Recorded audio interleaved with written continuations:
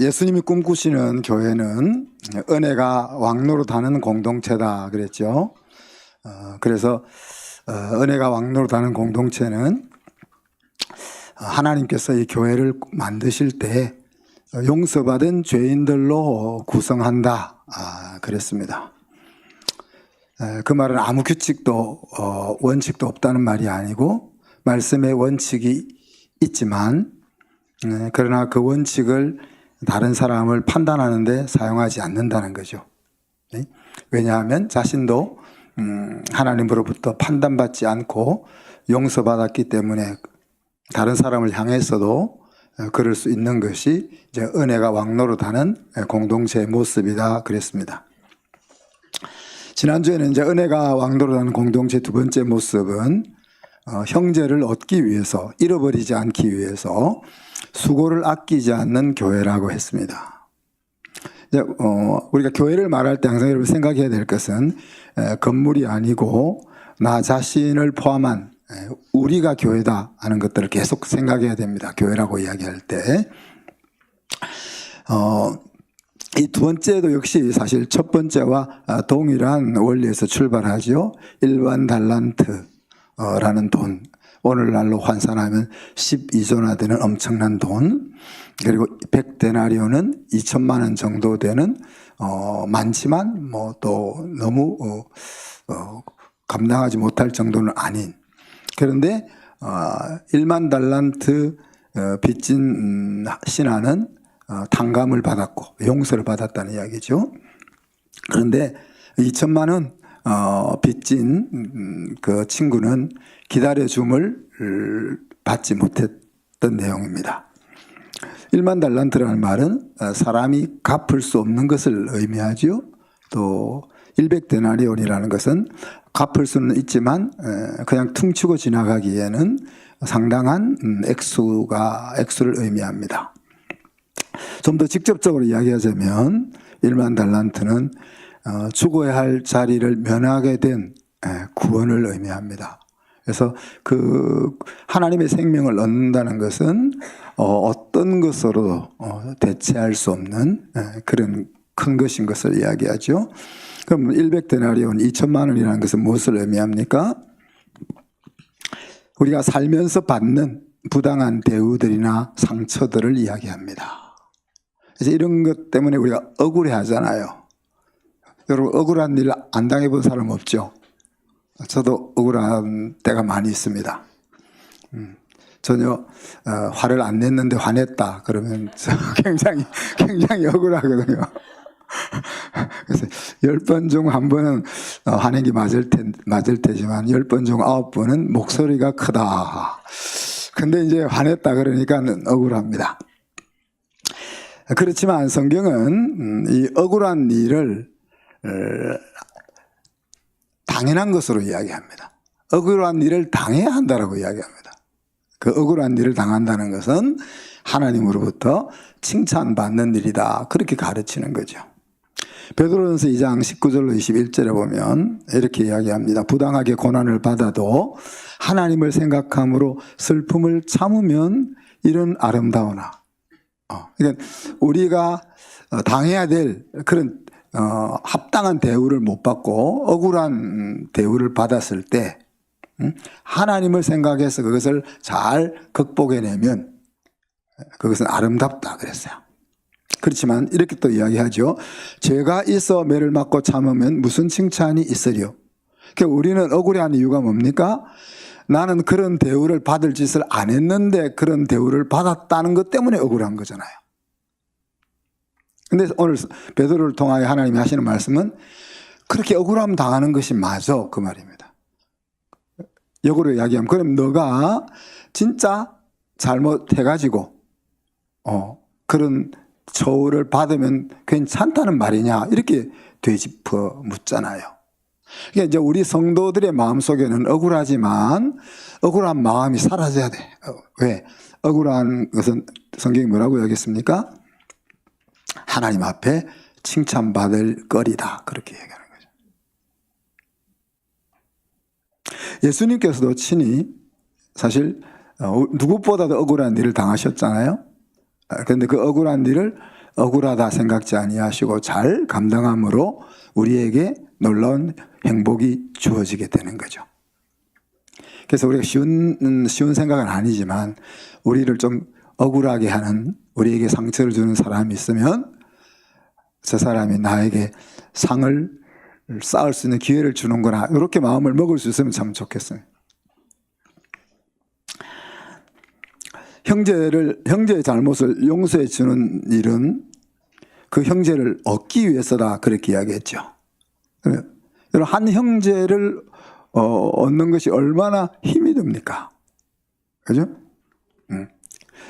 저와 여러분이 이 자리에 앉아 있기까지를 한번 생각해 보면, 우리 밖에 있던 한 영혼이 우리 안으로 들어와서 하나님을 섬기며 사는 자리까지 온다는 것이 하루 이틀 되는 일이 아니에요. 우리 장수형제 어디가 안 보이네. 장수형제 오늘 어디 갔어? 축구하러 갔어요? 와 계셨는데 내가 못 볼 수도 있는데, 우리 장수형제가 오늘 이르기까지 10년 좀 걸렸죠. 한 13년 걸렸죠.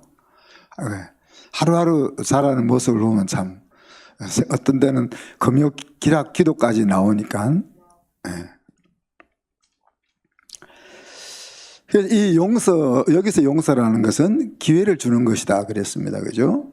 그래서 주저앉고 싶은 성도가 너무 힘들고 어려워서 이렇게 주저앉고 싶은 마음이 있는 성도가 다시 시작할 수 있는 그런 마음을 먹고 일어설 수 있게 하는 그런 교회, 그것이 이제 은혜가 왕노릇할 때만 가능한 교회 모습이다 하는 이야기죠.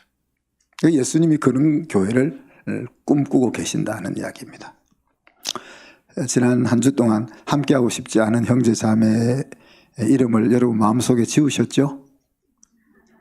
아직 안 지우셨으면 오늘이라도 지우십시오. 우리 마음속에 저 사람은 같이 좀 안 했으면 좋겠다 하는 사람이 있을 수 있는데, 그런 마음을 다 지웠으면 좋겠습니다. 오늘은 우리에게 특히 약한 부분에 대한 말씀입니다.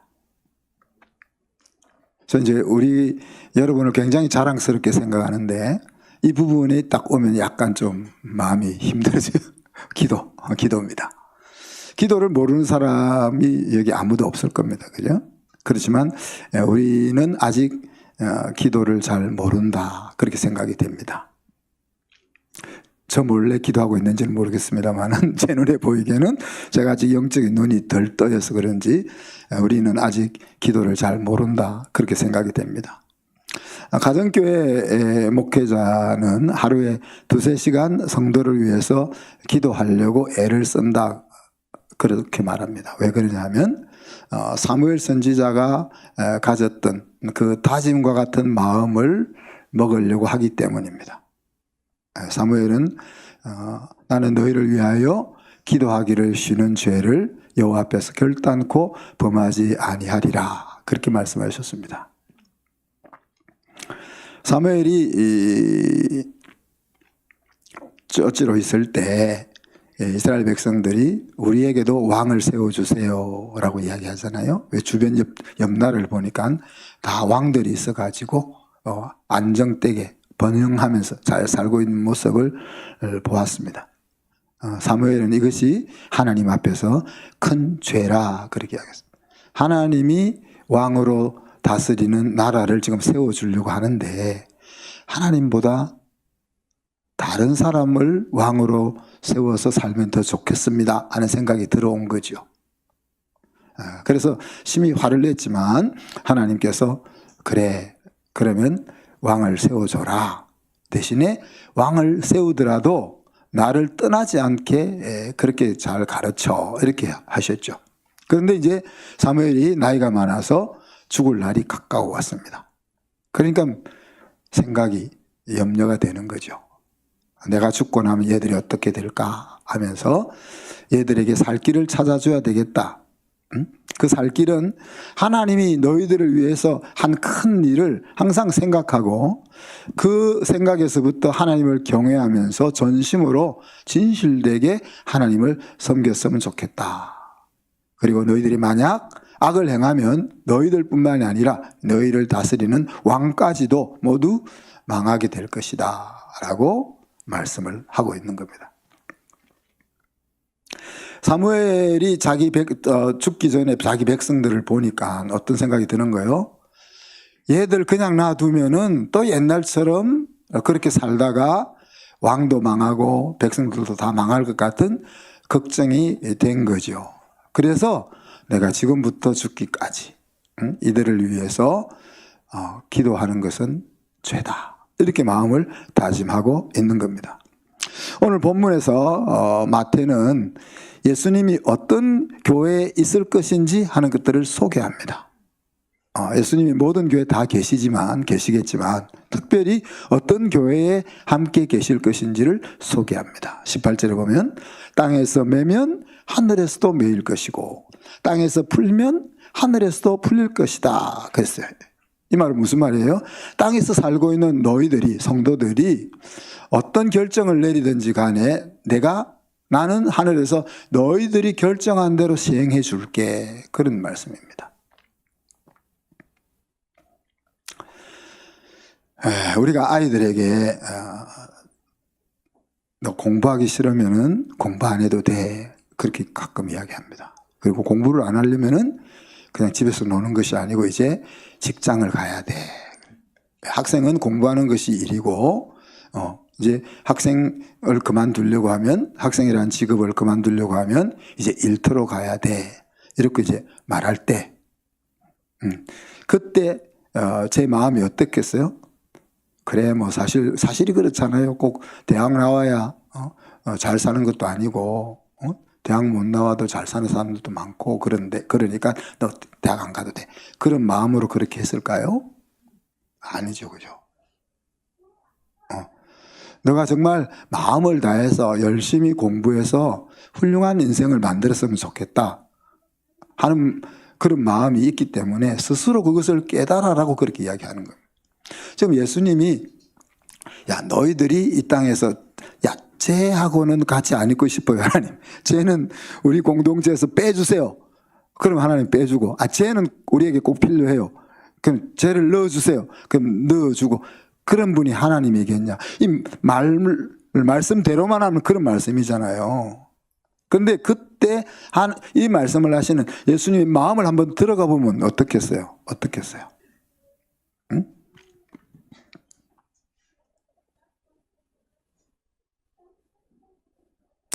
형제들이 구원의 길에서 내쳐지지 않도록 하나님과 친밀함을 가지고 영생을 풍성하게 누리도록 그런 일에 너희들이 힘을 써야 한다. 그 말을 지금 이렇게 표현하고 있는 겁니다. 19절로 이어집니다. 특별히 두 사람이 같은 마음으로 그 일을 위해서 기도해라 그러잖아요. 그 일이 뭡니까? 잃어버려지려고 하는 그 영혼을 잃어버리지 않는 그 일, 그죠?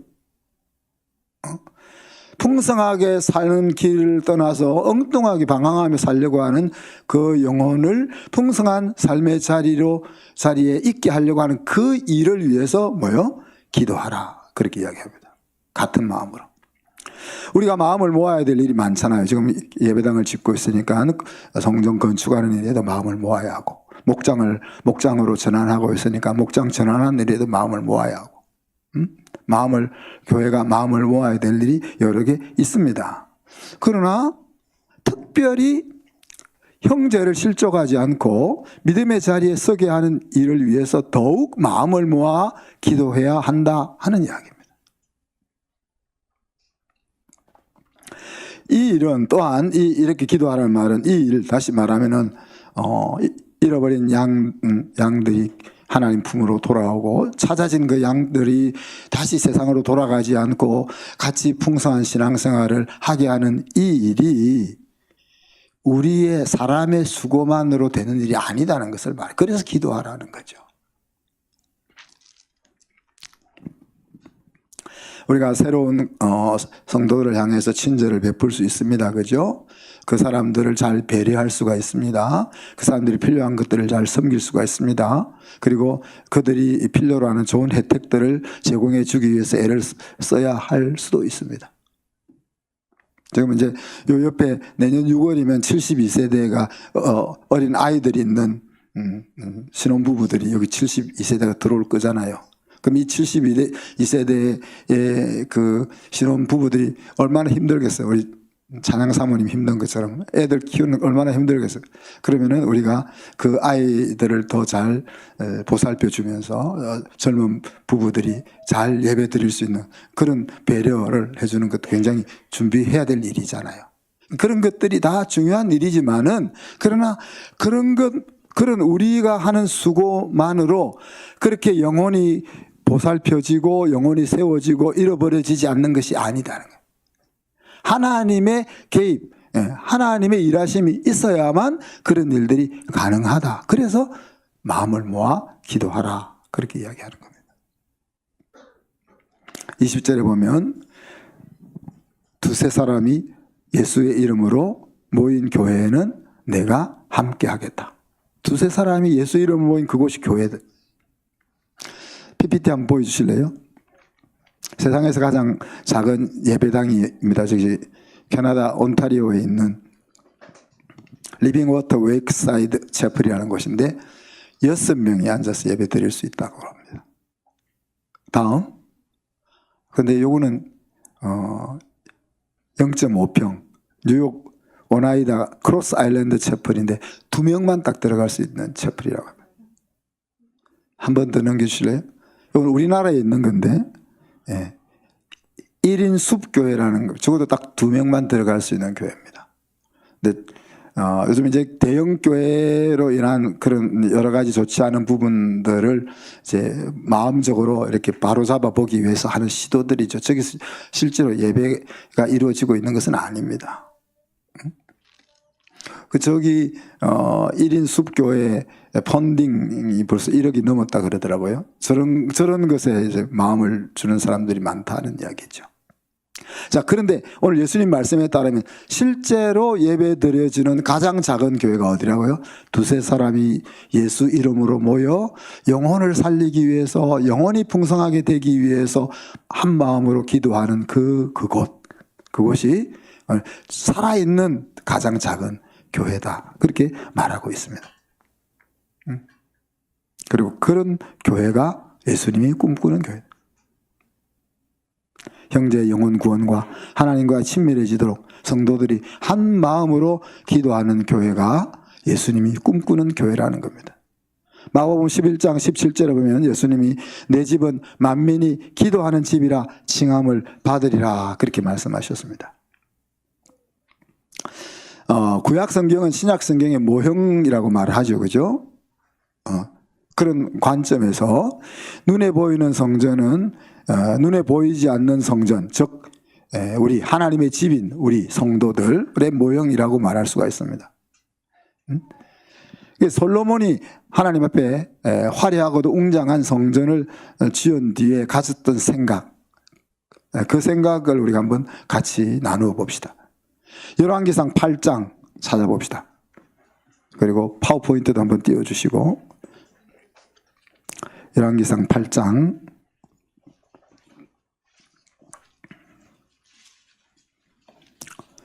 자 27절 같이 봅니다. 하나님이 참으로 땅에 거하시리이까 하늘과 하늘들의 하늘이라도 주를 용납하지 못하겠거든 하물며 내가 건축한 이 성전이오리이까. 무슨 말이에요? 지금 아주 화려하고도 웅장하고도 거룩한 성전을 솔로몬이 지었습니다. 그런데 그걸 딱 짓고 나서 보니까 마음속에 어떤 생각이 들었다는 거예요? 온 우주를 만드신 위대하신 하나님이 이런 곳을 자기 집으로 정하겠냐? 말도 안 된다는 생각이 들어온 거죠. 자, 그러면서 그렇지만 그러나 그럼 무슨 말이에요? 정말 내가 이거 멋있다고 지었던 것이 하나님에게는 뭐 우리 화장실도 안 될 그런 것이겠지만, 그러나 뭐라고 해요? 내 하나님 여호와여, 주의 종의 기도와 간구를 돌아보시며 이 종이 오늘 주 앞에서 부르짖음과 비는 기도를 들으시옵소서. 주께서 전에 말씀하시기를 내 이름이 거기 있으리라 하신 곳 성전이죠, 그죠? 근데 이 성전을 향하여 주의 눈이 주야로 보시오며 주의 종이 이곳을 향하여 비는 기도를 들으시옵소서. 자, 이렇게 아름다운 예배당을 지었습니다, 하나님. 그리고 하나님이 이곳에 찾아오시기로 약속하셨죠. 그런데 짓고 나서 보니까 내가 지은 이곳은 하나님 나라에서는 화장실만도 못할 것 같아요. 그래도 내가 이 성전을 향하여 기도하면 하나님이 들으셔야 됩니다. 그렇게 이야기하는 거죠. 그죠? 그리고 30절 보면 주의 종과 주의 백성 이스라엘이 이곳을 향하여 기도할 때에 주는 그 간구함을 들으시옵소서 이야기합니다. 이스라엘은 성전이 하나밖에 없잖아요. 뭐 동네마다 성전이 있는 것이 아니고 예루살렘에 하나밖에 없으니까.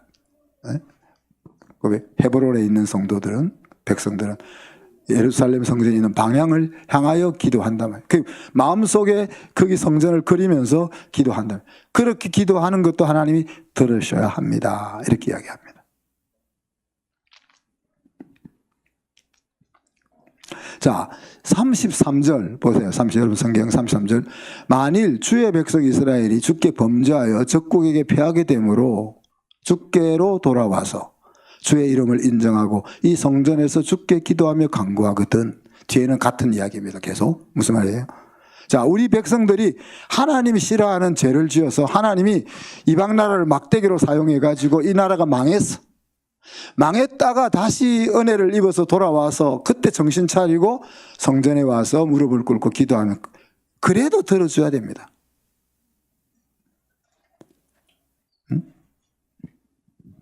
35절에 가면 만일 그들이 주께 범죄함으로 말미암아 하늘이 닫히고 비가 없어서 주께 벌을 받을 때에, 자, 지금 보세요.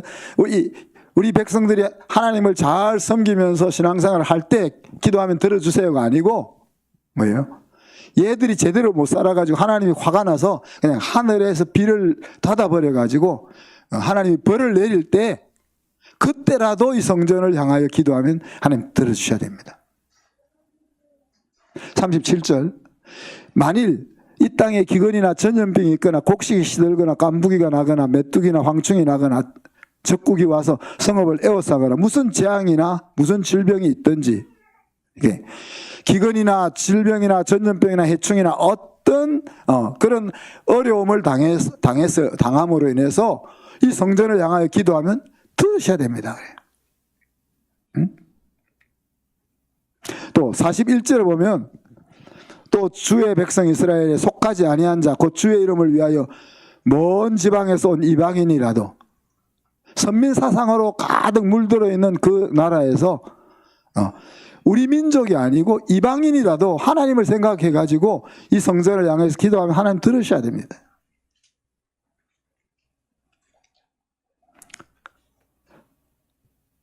(44절) 보면 주의 백성이 그들의 적국과 더불어 싸우고자 하여 주께서 보내신 길로 나아갈 때에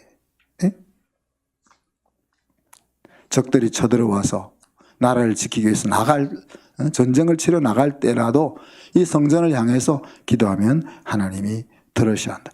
그 말 무슨 말이에요? 어떤 상황이라도 하나님이 계신 곳을 향해서 기도하면 들어주십시오 라는 이야기잖아요.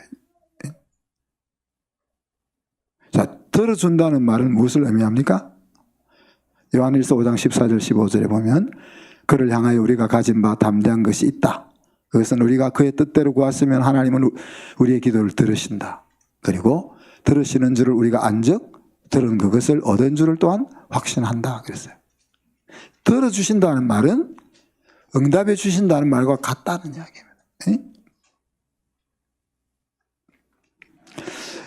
이처럼 기도는 하나님의 자녀들에게 있어서 놓치지 말아야 할 중요한 위치에 있죠. 그죠? 기도는 하나님과 소통하는 중요한 통로입니다. 하나님은 말씀을 통해서 자기를 알리시죠. 우리가 성경을 읽고 하나님의 말씀을 공부하고 하는 이유가 어디 있습니까? 그것은 하나님의 마음을 잘 헤아리기 위해서 그렇습니다. 하나님의 마음을 잘 헤아려서 하나님이 기뻐하는 그런 삶으로 행하기 위해서 우리가 말씀을 읽고 공부하는 겁니다. 그런데 그 하나님의 말씀을 들은 우리들이 하나님께 보이는 반응이 뭔 거예요? 기도하는 거예요. 하나님께 내 뜻을 아뢰는 겁니다. 하나님, 나는 이렇게 살고 싶습니다.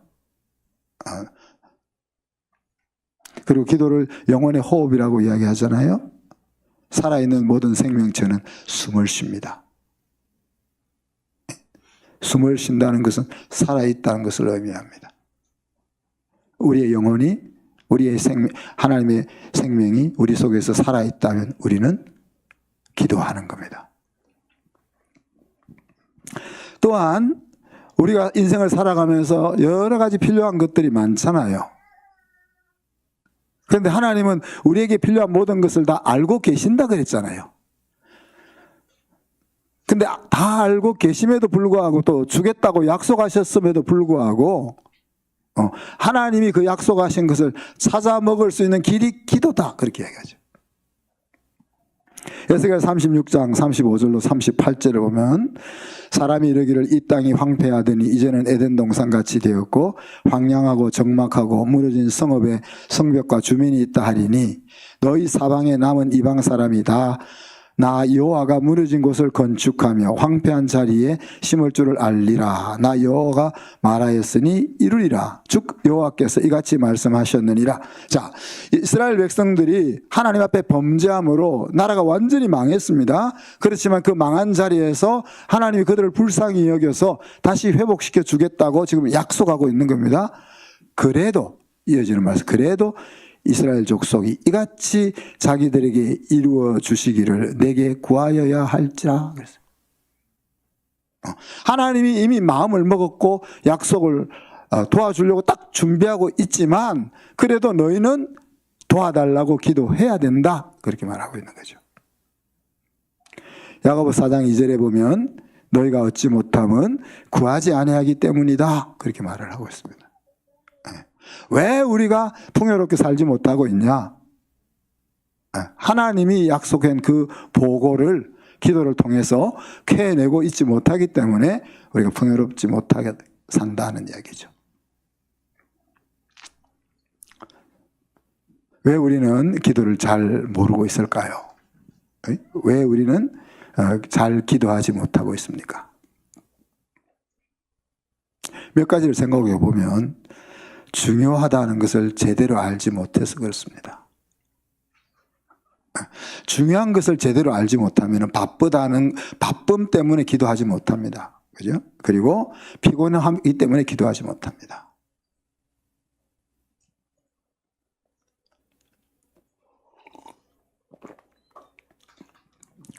직장 생활 하시는 여러분들 새벽 6시 반에 이 고속도로로 올라가 보면 차들이 얼마나 많이 다니지 모릅니다. 옛날에 이제 서울에 시찰 모임을 가면은 6시 50분 대만 고속도로 올라가면은 크게 막히지 않고 서울로 들어갔거든요. 요새는 6시 10분 안에 안 들어가면은 저 서울 근처에서 막혀요. 밤은 어때요, 여러분? 서울에서 일 마치고 11시쯤 돌아오는데도 고속도로에는 차가 가득합니다. 그렇게 우리들이 바쁘게 살고 있습니다. 그리고 얼마나 피곤하게 살고 있습니까? 겟세마네 동산에서 예수님이 제자들과 기도할 때 예수님이 더 피곤했을까요? 제자들이 더 피곤했을까요? 똑같이 낮에 일을 했으니까 육체적인 피곤은 똑같겠죠. 그죠? 그러나 예수님은 지금 십자가를 져야 된다는 그 정신적 무게가 어깨에 올려져 있잖아요. 근데 예수님은 기도했고 제자들은 피곤해서 기도하지 못했습니다. 만약에 제자들이 정말 이 시간이 우리 스승의 마지막 시간이고 십자가를 져야 되는 그 일이 눈앞에 다가와 있다는 것을 그를 정말 알았더라면 아무리 졸려도 이쑤시개로 이렇게 허벅지를 찔러가면서 기도했을 거야. 그렇지 않겠습니까? 왜 우리가 기도하지 못합니까? 기도를 잘 알지 못합니까? 너무 부유해서, 어려움이 없어서, 공부하지 않아서.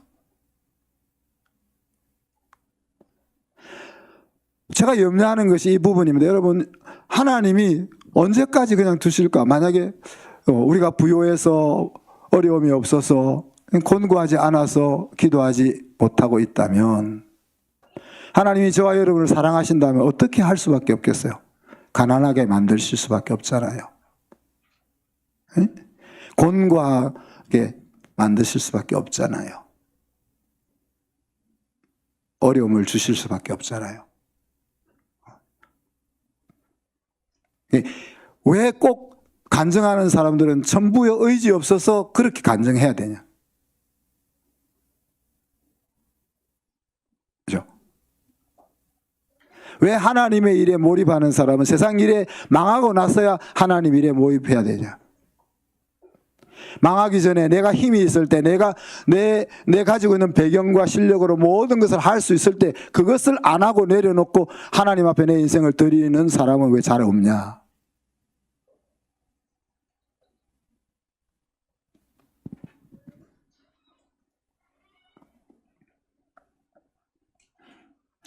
지혜로운 사람은 부유할 때, 어려움이 없을 때, 공부하지 않을 때 욥처럼 알아서 기도할 자리를 찾는 거죠. 또 어떤 경우는 너무 힘들어도 기도가 안 됩니다, 여러분. 그래서 우리가 중보 기도를 해줘야 되는 거예요. 막상 내가 암에 걸려서 이제 한 달 밖에 살지 못한다 하는 선고를 받았다고 생각해 보세요. 그럼 우리 입에서 기도가 제대로 나올 수 있을 것 같습니까?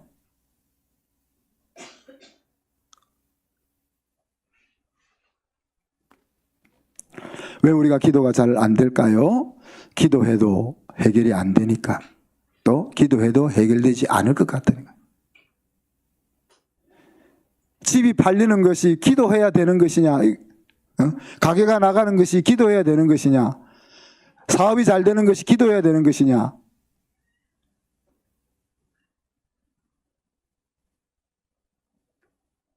잘 생각하면 아닐 것 같잖아요.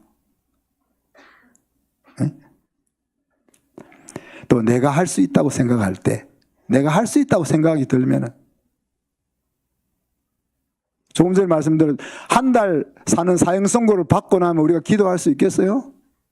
이미 의사가 당신은 이제 치료하면 석 달, 치료 안 하면 한 달, 선고를 딱 내려놓으면 우리가 기도할 수 있겠어요? 감기 걸렸다고 기도합니까? 약 먹고 한 주 정도 쉬면 낫는데 기도합니까? 내가 할 수 있다고 생각되면, 내가 할 수 없다고 생각되면 안 하는 거예요. 또 좀 억울한 일은 하나님 일한다고 너무 바빠서 마르다처럼 기도하지 못하기도 하는 거죠. 그래서 오늘 말씀의 엑스티킷은 예수님께서 함께 하시는 인생이길 여러분이 원하느냐 하는 겁니다. 특히 형제가, 여기서 형제라고 하면 우리가 VIP를 포함해서 우리 밖의 양들과 우리 안에 들어온 양들을 포괄적으로 형제라고 부를 수 있겠죠, 그죠? 형제가 하나님과 함께 친밀하게 살아가기 위해서 두세 사람이 모여서 한 마음으로 기도할 때 그곳에 예수님이 함께 계신다고 했어요. 그냥 단순히 함께 exist 한다는 것이 아니고 그 함께 abide 한다는 거죠, 그죠? 우리 마음속에다 하나님이 살아계시지만은 그냥 exist 하는 그런 인생이 아니고 정말 우리가 연애할 때처럼 스파크가 튀어가듯이 그렇게 남녀가 그렇게 사랑을 나누는 것처럼 그런 일이 일어난다 하는 이야기죠. 예수님이 함께 계시다면 여러분의 사업, 여러분의 가정, 여러분의 자녀에게 어떤 일이 있을 수 있겠습니까? 출애굽기 33장에 보면 모세가 이렇게 이야기합니다. 하나님께서 모세에게 너희 백성들을 가나안 땅으로 올라가라. 내가 그 땅을 주겠다. 배경을 이야기하자면 오늘 이스라엘 백성들이 가나안 땅으로 가는 그 광야 여정 속에 하도 하나님 성질을 돋구니까 성경에서 뭐라고 해서 10번이나 뭐 자질구레한 거 불평한 거 말고 완전 얘들을 그냥 내쳐버려야 되겠다 할 생각이 들 정도의 원망과 불평이 10번이나 있었다 그랬잖아요. 하나님 또 성질이 나가지고 야 그래 내가 약속한 땅에는 들여보내줄게. 그렇지만 나는 안 가겠다 그렇게 말씀하셨어요. 왜? 내가 너희들하고 같이 가다가는 내 성질이 나서 너희들 다 죽여버릴까 봐 염려가 된다. 그래서 나는 안 갈 거니까 대신에 너희들만 올라가. 됐잖아요 여러분. 좋은 거 아니에요? 하나님 눈치 안 봐도 풍성하게 살 수 있는 길이 딱 마련됐는데 모세는 그때 이렇게 이야기합니다. 주께서 친히 가지 아니하시려거든 우리를 이곳에서 올려보내지 마옵소서. 백성들은 그럼 모세가 왜 정신 나간다고 저런 소리를 하냐 이랬을지도 모르지만은 그렇게 이야기해요. 하나님이 주신 것을 얻는 것이 모세에게는 중요한 것이 아니고 하나님이 함께 가느냐가 중요하다는 이야기죠. 하나님이 없이 얻은 성공이나 승리, 성취, 행복 이런 것들보다 하나님이 함께 있는 것이 더 중요하다는 마음이 모세에게 있는 거죠.